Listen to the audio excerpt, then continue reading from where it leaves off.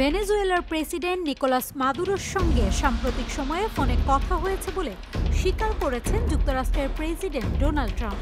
রোববার air force one থেকে সাংবাদিকদের প্রশ্নের জবাবে তিনি আলাপের বিষয়টি নিশ্চিত করেন। ট্রাম্পের এই স্বীকারোক্তির আগে দ্য নিউ ইয়র্ক টাইমস জানিয়েছিল, চলতি মাসের শুরুর দিকে দুই নেতার মধ্যে সম্ভাব্য বৈঠক নিয়ে আলোচনা হয়। এদিকে ভেনেজুয়েলাকে ঘিরে যুক্তরাষ্ট্রের কঠোর অবস্থান অব্যাহত রয়েছে।